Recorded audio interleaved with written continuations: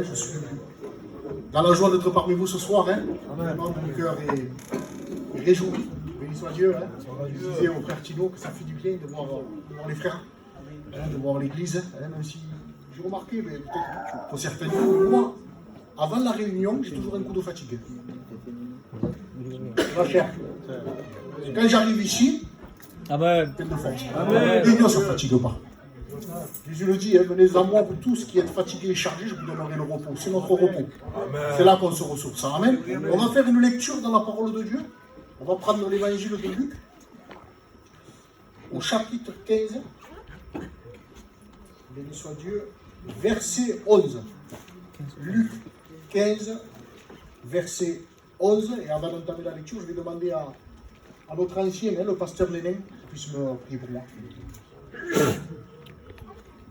Seigneur, merci pour le déroulement de l'Église. Merci, Seigneur Jésus, de ce que, Père éternel, tu as prévu pour chacun de nous. Amen. Parce que, Seigneur, nous ne sommes pas venus écouter un homme, mais nous sommes venus, Seigneur Jésus, ensemble pour pouvoir écouter ta parole. Amen. Parce que ta parole, elle est la vérité. Elle est celle qui trouve les chemins des cœurs. Ce soir, Seigneur, je veux te présenter l'auditoire, les personnes qui sont venues. Oui, les personnes, Seigneur, que moi je ne connais pas. Mais toi, tu les connais. Oui, Seigneur, tu dis dans ta parole que tu lis dans un cœur comme dans un livre ouvert. Tu sais les personnes qui sont venues ce soir. Peut-être qu'il y a des personnes qui sont angoissées, attristées, découragées, abattues, et qui ne savent pas où se tourner. Seigneur, ce soir, tu les as fait venir à la réunion. Seigneur, et pour écouter ta parole. Seigneur, ce soir, nous te prions ensemble. Seigneur, loin ton serviteur, sers-toi de lui, Seigneur, comme toi tu le veux, et trouve le chemin de cœur. Et à toi toute la gloire, Sauveur. Amen. Amen. Béni soit Dieu. Amen. On fait la lecture, et puis par rapport à ce qui a été chanté, témoigné, le Seigneur m'a confirmé le message. Amen. Il dit encore, un homme avait 2 fils. Le plus jeune dit à son père, mon père, donne-moi la part de bien qui doit me revenir. Et le père leur partagea son bien. Peu de jours après, le plus jeune fils ayant tout ramassé, partit pour un pays éloigné, où il dissipa son bien, excusez-moi pour la parole, en vivant dans la débauche. Lorsqu'il eut tout dépensé, une grande famine survint dans ce pays et il commença à se trouver dans le besoin. Il alla se mettre au service d'un des habitants du pays, qu'il envoya dans ses champs garder les pourceaux. Il aurait bien voulu se rassasier des carouges que mangeaient les pourceaux, mais personne ne lui en donnait. Étant rentré à lui-même, il dit, combien d'ouvriers chez mon père ont du pain en abondance. Et moi ici, eh bien, je meurs de faim. Béni soit Dieu, je me lèverai, j'irai vers mon père, et je lui dirai, mon père, j'ai péché contre le ciel et contre toi. Je ne suis plus digne d'être appelé ton fils, traite-moi comme l'un de tes ouvriers. Béni soit Dieu.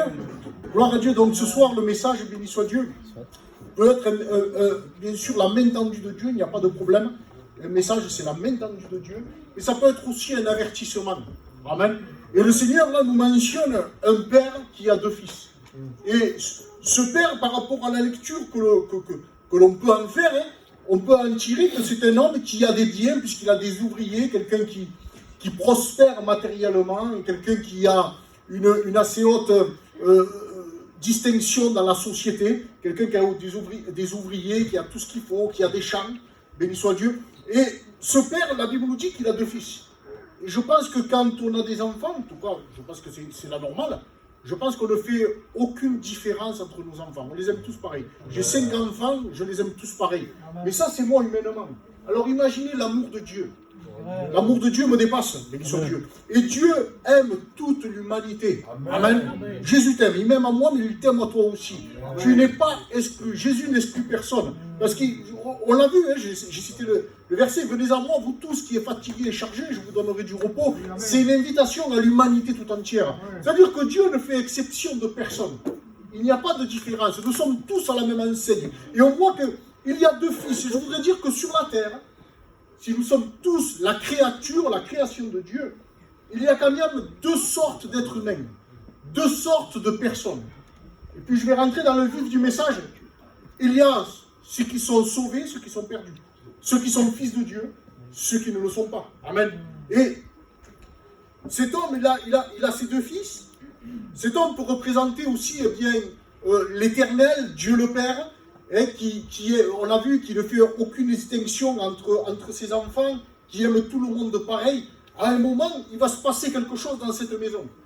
Cette maison peut nous représenter la maison de Dieu. Cette maison peut nous représenter aussi, eh bien, lorsque que l'Éternel a créé l'homme et la femme, il les a créés parfaits à son image, béni soit Dieu. Ils étaient dans ce jardin d'Éden, ils avaient tout pour aller bien, et puis à un moment, la femme va être séduite, et puis elle va manger de ce qu'il ne fallait pas, et puis elle va même en donner à son mari. C'est-à-dire qu'ils n'ont pas veillé sur ce qu'ils avaient. Ils n'ont pas veillé sur ce que Dieu leur avait donné, sur l'ordre de Dieu. Ils n'ont pas obéi à la parole de Dieu. Ils ont touché à l'interdit. Et c'est depuis ce jour-là que nous avons hérité d'une nature pécheresse. Et on voit que ce qui peut mettre une séparation, et ce qui met une séparation entre Dieu et les hommes, c'est quoi? Bien, c'est le péché. Et depuis ce jour-là, il y a une séparation. Et l'homme qui était parfait a été déformé par le péché. Et ce plus jeune fils, qui va nous représenter un peu l'homme qui veut vivre, eh bien, à sa façon à lui, l'homme qui veut suivre ses propres voies, qui était dans cette maison, qui était une maison d'ordre, une maison de bien, une maison de distinction. Mais qui c'est cette maison? C'est l'Église. Il a dit le frère, c'est pas un local, non. C'est l'Église universelle, béni soit Dieu. Et pour être un homme de bien, un homme de distinction, quelqu'un avec des valeurs, eh bien, il faut faire partie de l'Église. Il faut être un enfant de Dieu. Et cet homme-là, pourtant, il est là, il est dans cette maison fournie. Il grandit dans cette maison avec un rang distingué en tant que fils. Et puis lui, à un moment, je ne sais pas ce qui se passe dans sa tête, mais à un moment, il va être, eh bien, séduit. Et la Bible le dit, prenez garde à ce que personne ne vous séduise, surtout dans les temps où nous sommes. Beaucoup de faux docteurs, beaucoup de faux évangiles. Le vrai évangile, il est là. Gloire à Dieu. C'est ça le vrai évangile. C'est ça la Bible. Si un ange même nous amènerait un évangile qui n'est pas le même que celui que Christ nous a donné, la Bible dit qu'il soit anathème. Et on y est en plein, où aujourd'hui certains faux docteurs, certains faux pasteurs, je les ai à l'œuvre chez moi là-bas. Ils tournent autour de la bergerie, ils tournent autour des brebis. Ils essaient de séduire en amenant un faux évangile, c'est-à-dire en amenant les gens à la perdition. Et la Bible dit, mais prenez garde, vous. Que personne ne vous séduise. Vous êtes dans la maison du Père, vous êtes enseigné. Ce fils veut partir, il a été séduit. Mais je suis sûr que son cœur, il est déjà séduit pendant qu'il est dans la maison. Pendant qu'il est encore à l'église. Pendant qu'il est encore au contact de la parole de Dieu. Son cœur est déjà séduit. Parce qu'avant qu'on quitte la maison de Dieu, il y a un travail qui se fait. Je ne pense pas qu'on quitte la maison de Dieu du jour au lendemain. Il y a un travail de séduction. Mais je vais te dire que pour toi, la solution, c'est surtout de ne pas quitter la main de Dieu. Amen. Ne quitte pas la main de Dieu. Je ne sais pas pourquoi je dis ça, Dieu connaît tout. Ne quitte pas la main de Dieu. Ne sois pas séduit. On y en parlait, béni soit Dieu. Ne soyez pas séduit. Ne cherchez pas un local. L'herbe n'est pas plus verte ailleurs. Les pâturages, ils sont là, c'est les mêmes. Le pâturage, c'est la parole de Dieu. Le bon berger a tout prévu. Béni soit Dieu. Ce qu'il y a, c'est nous. C'est ton cœur que tu dois garder. C'est ton cœur que tu dois garder. Si ça ne va pas, interroge-toi à toi. La Bible dit qu'on a vu, il avait placé l'homme et la femme dans le jardin d'Éden. L'Éden, ça veut dire délice. Est-ce que Dieu n'a pas mis des délices dans nos cœurs? Lorsque nous l'avons reçu, béni soit Dieu. Eh bien, il a dit à Adam, garde et cultive. Pour que ça aille, il faut garder et cultiver ce que Dieu a mis dans ton cœur. Comprends-le bien. Si ça ne va pas, c'est parce que tu ne gardes pas et tu ne cultives pas. C'est-à-dire que tu n'entretiens pas ce que Dieu a mis dans ton cœur. Alors, quand on est plus faible spirituellement, eh bien, on va être attiré par quoi? Par les choses de la terre. Il y a un homme qui voyageait avec Abraham. Seigneur, Abraham, on l'appelle le père de la foi. Moi, je voyage avec Abraham, je ne lâche plus. Et c'est son neveu qui est Lot. Mais lui, Lot, malheureusement, c'était un charnel. Abraham, c'est le spirituel, père de la foi. Et à un moment, la Bible dit que les bergers d'Abraham et les bergers de Lot vont se quereller. Parce qu'il n'y a pas assez de place pour les troupeaux. Je voudrais dire que les bergers selon Abraham et les bergers selon Lot, selon la chair, ne peuvent pas s'accorder. C'est une impossibilité. C'est une impossibilité que la chair et l'esprit puissent s'accorder. Il ne peut pas y avoir de compromis. Et à un moment, même Abraham, il a dit, mais écoute, va d'un côté, moi j'irai de l'autre. Et l'autre, lui, va être séduit par la belle plaine, bien arrosée. C'était un piège. On sait que là-bas, il y avait les villes du péché. Et lui, il va être séduit. Qu'est-ce qu'il aurait dû faire, l'autre? Pasteur, qu'est-ce qu'il aurait dû faire? Eh bien, il aurait dû renoncer à certaines choses. S'il aurait été un peu plus humble, attends mon oncle, moi je ne me sépare pas de toi. Tu sais quoi? Je vais renoncer à mes troupeaux. Je vais renoncer à mes bergers. Mais je veux voyager avec toi. Amen. La vie chrétienne. On ne vous amène pas un évangile. Je vous ai dit, moi je ne suis pas un charlatan, les frères ne sont pas des charlatans. On vous amène le vrai évangile. C'est une vie de renoncement. Amen. Il faut renoncer aux choses du monde, aux choses de la chair, pour être quelqu'un de spirituel. Amen. Il aurait dû renoncer à certains matériels, à certaines choses comme ça, mais surtout pas se séparer de la foi. Ce soir ne se sépare pas de la vie de la foi, de la vie de l'esprit. Amen. Renonce aux choses matérielles. Renonce au monde. Renonce à certaines choses qui te tiennent. Et tu verras que spirituellement parlant, ça ira. Dieu pourvoira. L'Éternel est mon berger, je ne manquerai de rien. Béni soit Dieu. Mais il faut s'accrocher. S'accrocher aux choses d'en haut. S'attacher aux choses d'en haut. C'est la Bible qui le dit. On sait que le péché, c'est une pente glissante. On sait comment Lot a fini. Et même sa succession, sa descendance, ça va être même une opposition à l'œuvre de Dieu. Mais Abraham, lui, il a été béni. Dieu qui lui a dit, je vais te bénir. Je vais te bénir, tu seras béni. Ta postérité sera bénie. Elle sera comme les étoiles qu'il y a dans le ciel. Elle sera comme le sable qui est dans la mer. Amen. Voilà le programme pour un chrétien. Voilà pour celui qui demeure dans la foi. Mon juste vivra par la foi. Mon juste, il marchera par la foi. Écoutez, frères et sœurs, ne perdons pas la foi. Amen. Toi qui t'approches, eh bien, la foi vient de ce qu'on entend. Et ce qu'on entend, c'est la parole de Dieu. Amen. Que Dieu suscite la foi dans ton cœur ce soir. Oui, crois en Dieu. Crois en Jésus. Crois en la parole de Dieu. Attache-toi aux promesses d'amour, béni soit Dieu. Donc, ce jeune, je ne sais pas ce qui lui arrive, il est séduit à un moment et il veut mener sa barque comme bon lui semble. C'est-à-dire qu'il veut diriger sa vie comme il veut. Il va aller voir son père, il va dire, mon père, eh donne-moi la part de l'héritage qui me revient, hein. Donne-moi mes biens, et puis voilà. Moi, je veux mener ma barque, je veux maintenant diriger ma vie comme bon me semble, c'est-à-dire qu'il est en train de rejeter le Père.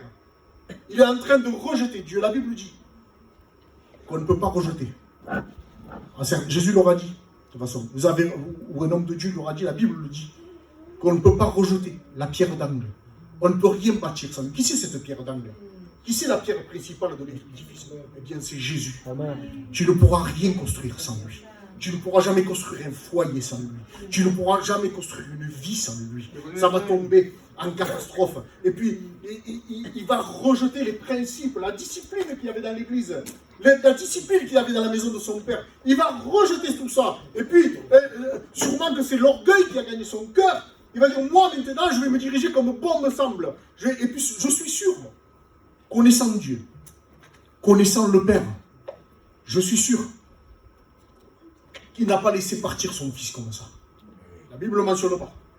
Mais moi, j'en suis sûr, connaissant Dieu, je connais Dieu, je suis un enfant de Dieu, je suis un serviteur de Dieu, et j'en suis sûr qu'il a averti son fils. En lui disant, attention, connaissez-le, plus qu'un père, tu connais ton fils. Non, tu n'es pas prêt. Tu vas te faire mal, mon fils. Amen. Tu vas te faire mal, spirituellement parlant, tu vas te faire mal. Tu n'es pas encore assez mature. Tu as besoin de moi. Tu as besoin de ton frère. Tu as encore besoin que je te tienne les mains. Amen. Et lui, sûrement que c'était un monsieur, je sais tout. Moi, je sais 3 ans de baptême, 2 ans de baptême. Excusez-moi, ça ne méprisait personne. Plus qu'un homme qui a 25 ans. Plus que des serviteurs qui sont déjà chevronnés. Nous, on sait. On est jeunes, on sait. Mais on sait. Puisque tu sais, mais oui. Amen. Et lui, vous ne voulez plus obéir au Père. Hein. Si Dieu a placé des bergers, je ne sais pas pourquoi je dis ça. Si Dieu a placé des bergers, c'est peut-être pour quelque chose. Hein. Amen. On a besoin de nos frères. On a besoin d'un berger. On a besoin d'un pasteur local, béni soit Dieu. C'est établi par Dieu, c'est établi par le Saint-Esprit. Amen. Et puis lui, il savait tout, il savait tout. Ah, il connaissait tout, il savait tout. Mais on va voir qu'il va se tromper. Il va se tromper. Et le Père Jésus, il a dit, mon fils, pars pas. Tu n'es pas encore prêt. Tu vas te faire mal, il va t'arriver ça, oui, parce qu'il avait la vision, lui. Il avait l'expérience. Mais à un moment de ta vie, tu en fais ce que tu en veux. Hein. Jésus ne force personne, vous le savez. Jésus ne force... Regarde, vous lisez la Bible, je suis sûr. Est-ce que vous voyez Jésus forcer quelqu'un? L'évangile se propose. Les conseils, Dieu avertit. Qui n'est pas averti ici? Qui n'est pas averti de ce qui se passe quand on obéit et ce qui se passe si on désobéit? Qui c'est qui n'est pas averti aujourd'hui? On connaît les conséquences du péché, mais on connaît aussi les bénédictions de l'obéissance. Amen. Alors ce soir, il y a, et c'est l'évangile, on sera toujours toute notre vie devant un choix, obéir ou désobéir. Eh bien, choisis la vie, choisis l'obéissance, amen.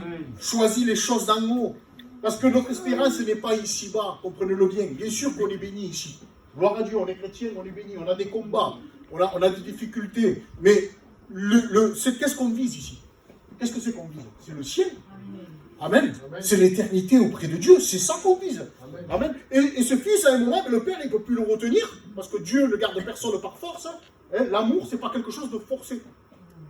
L'amour, c'est quelque chose de réciproque. La Bible nous dit que lui nous a aimé le premier. Alors, est-ce que tu aimes Jésus maintenant? Oh Dieu. Moi, je peux te dire, avec certitude, que Jésus t'aime. Est-ce que tu l'aimes? Est-ce que tu l'aimes? Tu vas me dire peut-être, mais moi, parce qu'on me l'a déjà dit, moi j'aime peut-être le Seigneur plus que toi. Eh bien, tant mieux. Non, mais tant mieux, je suis pas, moi je suis pas, je suis un chrétien avant tout. Hein. Je suis serviteur de Dieu, mais je suis un chrétien avant tout. Voilà, et moi je me force à lui obéir. Quand on aime Dieu, on lui obéit. Amen. C'est pas que du blabla. Parce que cet homme-là, on a vu, à un moment, il est dans la maison. Vous savez que, excusez-moi, on peut être dans l'église, parce qu'à un moment, il va partir dans un pays éloigné. On peut être dans l'église, on peut être dans toutes les réunions et être éloigné de Dieu. Parce que Jésus a pu le dire un jour, hein, ce peuple m'honore des lèvres, mais son cœur, il est éloigné. C'est-à-dire qu'on peut même prier, on peut être dans l'église, on peut être là, on peut être assidu, mais vraiment le cœur éloigné. Et ce soir, Dieu, ce qu'il veut, c'est quoi? Mais qu'est-ce que tu dis, pasteur? Mais ce que Dieu veut ce soir, c'est que tu te rapproches de lui. La Bible dit autrefois éloigné, mais par son sang, ce soir, tu es rapproché. Béni soit Dieu. Et lui, déjà dans la maison, on a vu, ça commençait à travailler, il va être séduit, il va croire que d'aller ailleurs, ça va aller mieux, sa situation va changer, mais réellement, c'est son cœur qui a besoin d'être changé. On peut aller n'importe où, hein. On peut partir dans le Nord, en France, en Italie, de partout.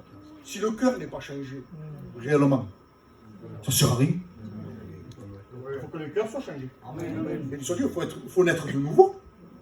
Béni soit Dieu. Quand on a la nouvelle naissance, on a tout compris. Béni soit Dieu qu'on a réellement... Vous savez, on peut être paré de bonnes intentions. Vous savez, les pharisiens, c'est ceux qui se sont opposés à Jésus. Hein. Ça a été qu'est-ce qu'ils voulaient du mal au Seigneur? Bien, les pharisiens, eux, sont nés quand même, je vous dire, quand même, d'une bonne intention. Ils sont nés pendant déjà un silence de Dieu. Entre Malachie et la venue du Seigneur, il y a eu à peu près 400 ans, hein, on arrondit à 400 ans, de silence où Dieu n'a pas parlé. Et c'est là qu'il est sorti les sectes, les pharisiens. Mais eux, ils sont nés dans une bonne intention. C'est un groupe qui est né pour préserver les valeurs, les coutumes juives. Au départ, ça part d'une bonne intention. Mais une bonne intention ne suffit pas. Ils sont nés dans un silence de Dieu. Ils sont nés dans un silence de Dieu. Et la Bible dit que nous, quand on reçoit la nouvelle naissance, eh bien, on est né d'eau et d'esprit. C'est la parole de Dieu qui provoque la nouvelle naissance.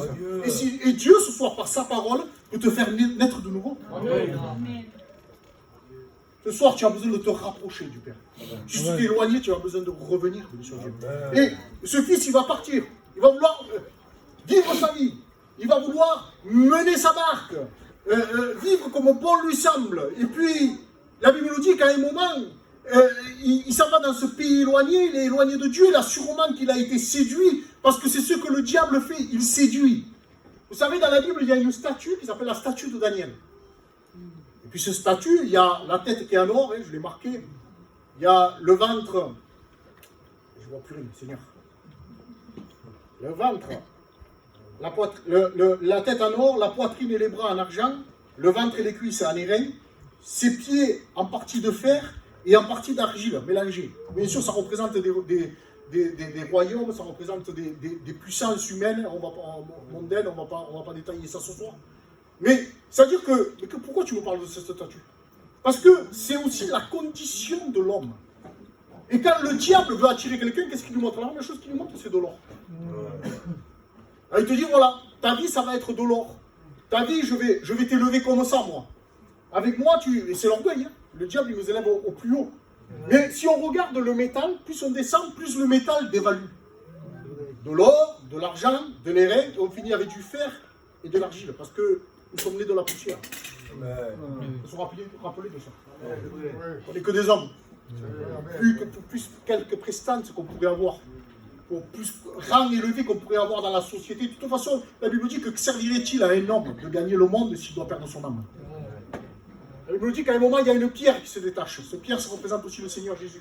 Et que la statue va se fracasser à terre et qu'elle va être roulée comme de la manne, comme de la paille, comme de l'herbe. Voilà ce que le diable veut faire. Il t'attire, mais après, en fait, ce qu'il veut, c'est te détruire. Te mettre à terre. C'est-à-dire que le diable, il y a une limité entre Dieu et les hommes, entre le diable et les hommes, parce que comme on a été créé à l'image de Dieu, le diable, ça ne le supporte pas. Alors encore plus un chrétien né de nouveau, comprenez-le bien que tu vas avoir des combats. Amen. Mais accepte-les avec joie. C'est que tu es dans le bon chemin. Les bons combats de la foi, attention. Excusez-moi, je sais qu'il n'y en a pas ici. C'est sûrement un avertissement. Mais il ne faut pas se mordre les uns les autres. Là c'est la destruction de l'intérieur. On est des frères, on est des sœurs. Amen. On est ensemble. On est ensemble. Quand on est né de nouveau, on fait abstraction de beaucoup de choses. Dieu supportez-vous, c'est pas pour rien, si Dieu le dit, c'est que les traîtres vont nous supporter aussi. Amen. Quand on se supporte, on est béni. Et donc, il s'en va, il part dans ce pays éloigné, au début il a des lovés, il a de l'argent, et puis à un moment il a tout dépensé, il n'a plus rien. C'est la ruine. Voilà ce que fait le monde. Voilà le monde. Il ruine. La Bible dit que même, il va même se mettre au service d'un des habitants du pays qu'il envoya dans ses champs pour garder les pourceaux. C'est-à-dire, et puis, ça a été cité pendant le témoignage, la folie aussi, c'est un mot. C'est-à-dire que cet homme-là, pour un juif déjà, les pourceaux, c'est quelque chose d'impur, c'est les porcs.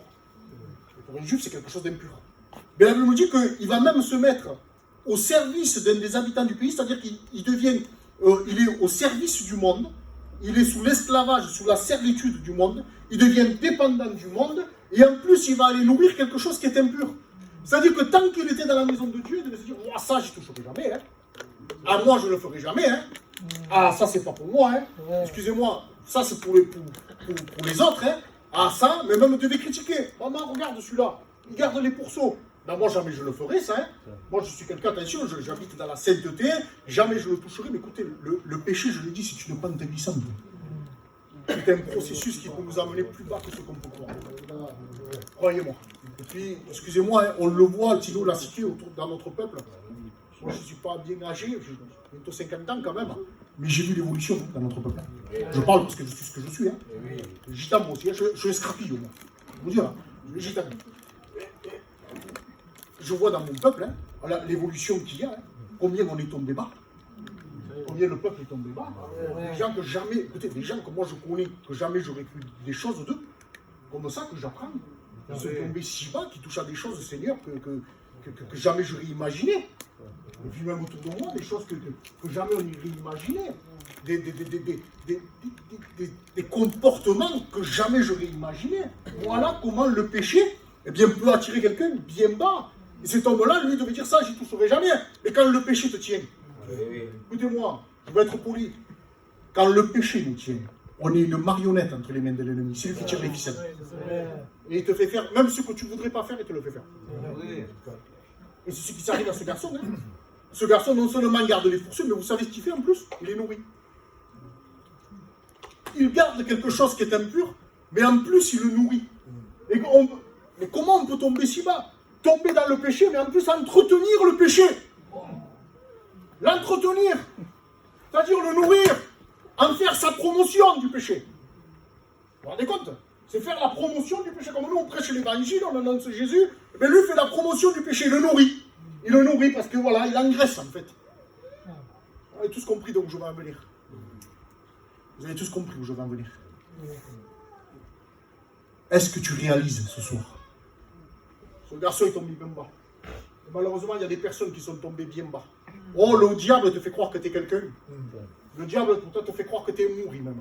Il n'y a pas plus menteur. Il n'y a pas plus menteur que le diable. N'écoute pas un menteur, écoute la vérité. Lui, il te dit que tu es pécheur, là. Et que tu es privé de la gloire de Dieu. Je vais aller directement. Et qu'il y a la grâce. C'est ça le plus important. Tu n'es pas privé de la grâce. Pour le moment, tu es privé de la gloire, mais pas de la grâce. Si tu acceptes Jésus, cette gloire, elle est pour toi aussi. Amen. Donc, il est là, il est tombé au plus bas. Il fait des trucs que jamais il aurait fait. Moi, dis-le, moi, jamais. Maintenant, il le fait. Peut-être même avec ses enfants. Allez. Quel exemple. Et chez le Père, ça n'existe pas, ça. Ça n'existait pas chez le Père. Et bien maintenant, c'est comme ça. Ce sont des entreprises familiales. En plus, je me fais tuer. C'est pas grave. Amen, amen. Entreprise familiale. Voilà, comme tu ouvrirais une boulangerie avec ton fils. Mais maintenant, ça fait ça. Même plus lâche. Comment on peut tomber bas? On peut garder des pourceaux et on peut même nourrir les pourceaux maintenant. Comment on peut tomber bas? Et après, son gitano, tais-toi. Tais-toi, hein. Voilà, dis rien. Je veux que tu me dis rien. Ce soir, tu peux devenir chrétien. Amen. Les valeurs. Amen. Oui, on l'a vu, il est sous l'emprise du monde. Hein. Mais Dieu brise tous les liens. Dieu peut faire tomber les chaînes. Amen. Amen. Dieu fait tomber les chaînes ce soir. Vous savez, moi je prêchais à Saint-Bré, je connais tout le monde. Moi. C'est mon église, ça fait 35 ans. Je connais tout le monde. Et puis le Seigneur me donnait, voilà, je n'ai pas une révélation tous les matins, mais en prêchant, Dieu me donnait une révélation. Je dis, mais Seigneur, pourquoi tu me fais dire ça? Je connais tout le monde. Voilà. Comment on peut tomber sous l'emprise du péché? Et puis, moi, je connaissais un peu tout le monde. Je disais, Seigneur, mais pourquoi tu me dis de le dire? Je le dis. Je disais, mais voilà, des fois, et puis ça m'est arrivé dans mon expérience que j'ai eue dans le ministère, d'aller prier pour des gens, même des gens qui étaient possédés. Et puis, quand on les avait délivrés, on avait un petit peu demandé ce qui se passait et tout ça. Ils disaient, mais souvent, ils étaient allés voir des voyants, des choses comme ça. Et puis, chez eux, ils avaient des talismans. Ils avaient même dans leur portefeuille, dans leur poche, des talismans, des soi-disant des trucs de protection. Mais en fait, ça ne te protège pas. Ça t'enfonce dans le péché. Et puis, je prêche ça à Saint-Brest. Mais je connais tout le monde. Je dis, c'est pas possible. Et puis, Dieu me donne la révélation. Et je dis, mais voilà, il y a quelqu'un qui a ça, qui a ça, qui a ça, qui a ça, qui a ça. Et je m'arrête à la fin de la réunion. Il y a un garçon qui est dans son portefeuille. Il avait un truc de voyant, soi-disant de protection. Et puis, il a eu l'humilité de venir. De me dire, pasteur, regarde, c'était moi. Et soit Dieu. Gloire à Dieu. Et puis il a pris cette chose, ça nous débarque. Et des fois, on a des choses comme ça. Qu'on croit que ça va nous protéger. Je veux te dire, tu es dans l'erreur. Au contraire, ça met une barrière entre toi et Dieu. Tu es lié. Donc sur une personne qui aurait ces choses-là, qui aurait une soi-disant protection, non, ça ne te protège pas. Au contraire, ça te détruit. C'est un lien, écoutez, je le dis, c'est un lien avec Satan. Tu n'as pas l'habitude de mâcher les mots. C'est un lien avec l'ennemi. C'est une porte ouverte que tu as. Donc si quelqu'un aurait une de ces choses, peut-être dans son sang, ou sur lui, ou dans ses chaussures, je ne sais pas, parce que j'en ai tellement vu, je t'en supplie, débarrasse-toi de ça. Amen. Si tu n'as pas la force, appelle les serviteurs. Amen. Amen. Amen. Ils sont là. Donc il est lié, il n'en peut plus, il a tout gaspillé, il a même faim. Parce que quand on s'en va de Dieu, quand on refuse Dieu, à un moment, eh bien, notre âme, elle meurt de faim. L'âme meurt de faim. Pourquoi les gens ne sont pas bien? C'est parce que l'âme n'est pas nourrie. La Bible dit que c'est la parole de Dieu, eh bien, c'est le pain bien pour l'âme. C'est le pain pour les âmes. L'homme ne vivra pas seulement de pain qu'on mange pour le corps, mais il vivra aussi, il se nourrira de toute parole qui sort de la bouche de Dieu. C'est le pain qui vient du ciel. Béni soit Dieu. C'est pour ça que tu n'es pas bien. Il te manque bien la parole de Dieu. Il te manque Jésus dans ton cœur, tout simplement. Donc, ce soir, tu as l'occasion. Et ce jeune-là, il est là, il a tout perdu. Sûrement que tant qu'il avait des lovés, il avait des amis, parce que c'est ça le monde. Tant que tu rapportes, tant que tu as des sous, tu auras des copains, tu auras des amis. Mais je veux te dire que les frères de l'église, que tu sois pauvre, que tu sois riche, ils seront toujours là. C'est des frères, c'est pas des amis. Amen. Le monde l'a abandonné. On ne lui donne même pas à manger. Il n'a plus rien. Il est ruiné. Il est à plat. Il n'en peut plus, mais béni soit Dieu, qui va rentrer à lui-même. Je remarquais, vous savez, c'est biblique, je sais que les frères le font, on le fait, d'aller visiter les brebis qui se seraient éloignées, d'aller la visiter, pour la ramener, béni soit Dieu, c'est biblique, hein, ouais, quand on la ramène sur l'épaule, puis on la ramène à la bergerie, béni soit Dieu, gloire à Dieu. Mais ça, c'est pour quelqu'un qui s'est perdu. Lui, il a gaspillé. C'est-à-dire que quand on gaspille, on a le temps de réfléchir quand même. On y pense. Écoutez, quand on gaspille, on sait ce qu'on a. Et là, je remarque que personne ne va le chercher, ce garçon. Si c'est moi, Mario, mais je pense que vous aussi, si j'ai mon fils là, si mon fils il s'en va, je ne sais pas où, je pense que j'irai appeler mes cousins, mes oncles, j'irai appeler les chrétiens de l'église qui habitent à côté de chez moi, je dis écoutez, mon fils il est parti, et moi, de gré ou de force, je le vois à la maison. Hein. Alors venez, on prend chacun une voiture, on part, on fait une enquête, on appelle un peu tout le monde, tous les gitans de partout, mais je veux le retrouver moi. Je veux qu'il revienne à la maison, mais ça serait forcé. Ça c'est humain. Mais Dieu d'un amour forcé, je l'ai dit, il n'en veut pas. Dieu ne te forcera jamais. Et là, je vois que personne ne va le chercher. Parce que le meilleur des prédicateurs, amen, c'est le Saint-Esprit. Et que ce soir, le Saint-Esprit te convainc de péché, de justice et de jugement. C'est le meilleur des prédicateurs. Par force, non pas par la force, ça ne marche pas. Mais que l'Esprit de Dieu puisse venir te convaincre que tu es pécheur, privé de la gloire de Dieu, mais qu'il y a une solution. Il va dire, je me lèverai demain, j'irai chez mon Père, et Dieu il se rappelle. Vous avez vu, il n'hésite pas. Hein. Il n'hésite pas, il dit, Io qu'on me parle, je ne sais pas, si je vais là-bas, est-ce qu'il va me recevoir? Non, il n'y a pas de demain je me lèverai, j'irai vers mon Père, et je demanderai pardon. C'est simple l'évangile. Hein. Pas besoin de faire des calculs scientifiques. Hein. Ce soir, si tu t'éloignais, je me lèverai ce soir, c'est le moment, mais j'irai vers mon Père, je demanderai pardon à Dieu, et le Père m'accepte. Écoutez, comme je disais, mon fils peut faire ce qu'il veut. Il peut faire tout ce qu'il veut. Je ne le mettrai jamais dehors. J'accepterai jamais, attention, que Dieu le garde, il suive les réunions, que qu'il soit Dieu. Mais si des fois il ferait des bêtises, j'accepterai jamais le péché, attention chez moi. Ça, je tiens à le dire. Hein. Et puis ça se passe, je pense que chez vous c'est pareil. Hein. Le péché, moi je ne veux pas être complice du péché. Hein. Le péché, je ne l'accepterai jamais. Ça c'est sûr, c'est une certitude. Moi, des papiers chez moi, je n'en ai jamais voulu dans mon adresse. Le compagnie qui est là, hein. On en a voulu de ça. Ah non, non. De ça, on n'en veut pas, on ne mange pas de ce pain-là. Voilà. Voilà. On ne mange pas de ce pain-là, on n'en veut pas. Moi, je ne suis pas un complice, je ne suis pas un dealer. Je n'entretiens pas les pourceaux. Amen. Je ne les nourris pas. Amen. Voilà. Tu veux des sous, tu te lèves, tu vas travailler. Amen. Sur Dieu, c'est biblique. Voilà, Dieu. Dis pas qu'il n'y en a pas du travail, il y en a. Et puis Dieu t'en trouve. Dieu t'en trouve. Amen. Et puis, à un moment, il prend conscience de son état. Il est important ce soir que tu prennes conscience de là où tu es né. Tu vas dire, peut-être que je ne suis pas là, il y a dit comment. Oui, mais le péché, c'est une pente glissante. Et quand il y a les symptômes, il faut réagir de suite. Et la Bible nous dit qu'il va se lever, parce que là-bas, il sait que même les mercenaires, même les ouvriers sont bien nourris. Et puis, quand il va se lever, non seulement il va dire, je suis plus digne de te rappeler ton fils, mais simplement, non seulement il va confesser, mais il va agir. Amen. Parce que c'est bien de confesser, de dire, moi je fais ci, je fais ça, je connaissais des garçons, moi ils étaient dans le milieu. J'ai parlé avec eux, ils me disaient, petit, et je n'étais pas chrétien encore, moi j'étais toujours un garçon, ça va, mais je n'étais pas chrétien, et ils me disaient, petit, ne fais pas comme nous. Ne fais pas comme nous on est des mauvais garçons, on a toujours connu la prison. Alors ils avouaient, ils étaient conscients de ce qu'ils étaient, mais ils étaient toujours dans leur état. Alors ne me dis pas, Dieu le voit, ça je supporte plus ça. Et en plus c'est biblique, hein. Dieu le voit, oui, Dieu voit tout, Dieu connaît tout. Mais Dieu n'approuve pas tout. Amen. Dieu ne l'approuve pas. Dieu n'approuve pas le péché. Dieu ne dit pas amen au péché. Dieu le voit pour manger. Mais alors, écoutez-moi, je vais peut-être faire un sourire, je ne suis pas là pour ça. Moi, on n'est pas l'évangile Robin des Bois. Vol aux riches pour donner aux pauvres, ça n'existe pas ça. On est honnête, le frère l'a dit. Chrétien, c'est honnête. Il est temps de renoncer. Renoncer à soi-même, renoncer à la chair, renoncer au monde pour venir à Jésus. Amen. Amen. Il va se lever, oui, sans aucune hésitation. La Bible nous dit qu'il va se lever. Il se leva et alla vers son père. Comme il était encore loin, son père le vit et fut ému de compassion. Amen. Je vais m'arrêter 2 minutes sur le père. Je voudrais encourager les parents ou les familles qui ont des enfants peut-être qui ne sont pas convertis ou alors qui sont sortis de la main de Dieu. Des compagnons, peut-être, je ne sais pas. Mais en tout cas, des proches. Et ça, je sais que ça nous fait mal. Mais ne perds pas la foi. Amen. Le père n'est pas sorti de la maison. C'est-à-dire que le père, lui, n'est pas sorti de la présence de Dieu. Il n'a pas trouvé de compromis avec le monde. Il est resté toujours cet homme de foi.